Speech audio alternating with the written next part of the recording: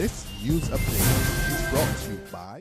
Got kids? Then you need video on demand from Flow, with hours of entertaining shows and movies for boys and girls of all ages. There's always something to watch. Simply press the VOD button on your Flow remote. This is how we do TV. This is how we Flow.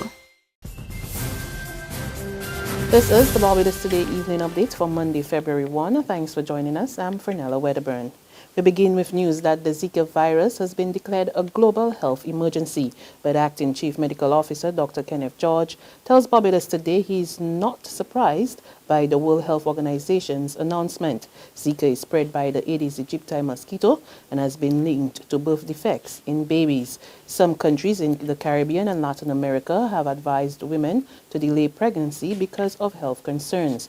But Dr. George says Barbados is not supporting those calls at this time. The Ministry of Health has not made a determination, and therefore we have not supported the efforts of some of our Caribbean nations to declare that women should not become pregnant during this pandemic.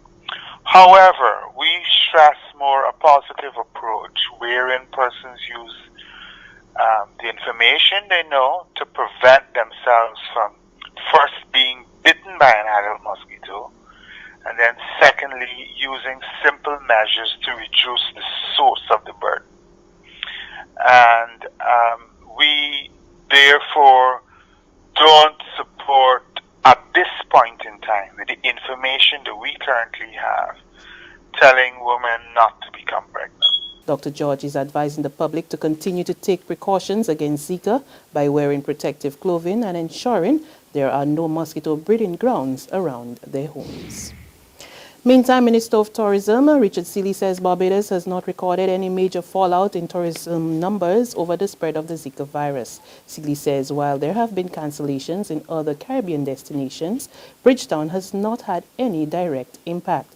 He, however, assured that authorities are taking the necessary steps to contain the spread of the virus. Definitely, there have been cancellations in the Caribbean.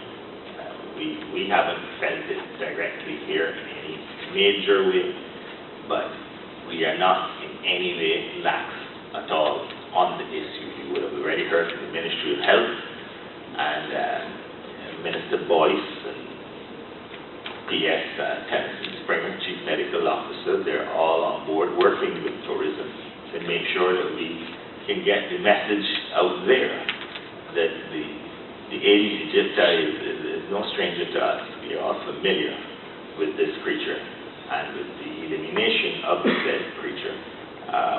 Of course, the Zika virus might be new, but the vector itself is not new.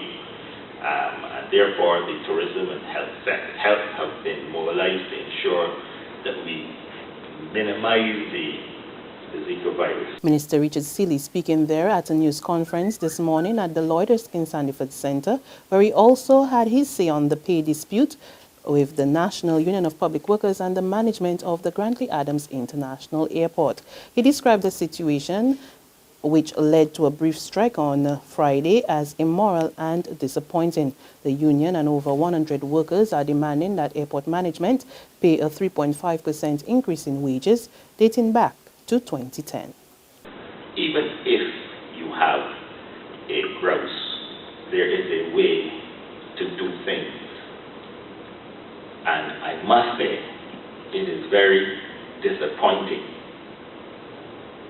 that you will ignore letters, correspondence that you requested, ignore it, and jump straight to protest action.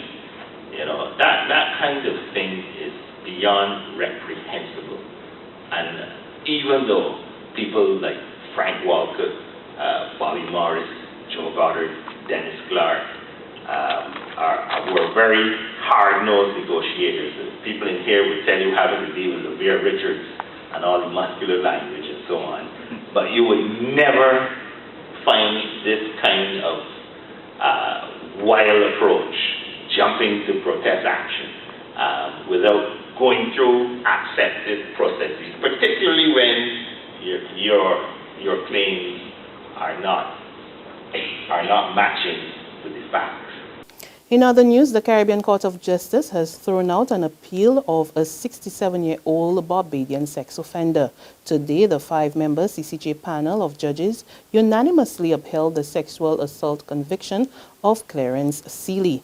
Seeley was sentenced to 5 years in jail for indecently assaulting a 6-year-old girl back in May 2011. Seeley's lawyers argued that the trial judge had wrongly allowed the police to read aloud from their notebooks certain admissions allegedly made by the client at a police station when he was being interviewed. Seeley also maintained that he had not signed or otherwise acknowledged making these admissions and denied having made them at the trial. He also argued that the trial judge had not properly warned the jury on how to deal with the admissions, but the CCJ dismissed those appeals. Some sporting action now, and it was goals galore as the Digicel-sponsored Barbados Football Association's Premier League continued at the Wilde St. Michael AstroTurf last night. UWI Blackbirds were the biggest winners of the evening as they trounced Pylons 5-1, with Mario Hart getting a hat-trick. Corey Barrow and Jario Lombardo also scored for UWI, while Romel Burgess scored a consolation goal for Pine Nance. In a thriller, Weymouth Wales and Rendezvous played to a 2-2 draw, with goals for Rendezvous coming from Rishada Williams and Shandell Samuels, while Jabbar Green and Kemar Headley scored for Wales in the second half to get a share of the spoils. Notre Dame and Britons Hill bucked the trend of the night with a 0-0 draw. There's regional and international news after this short break.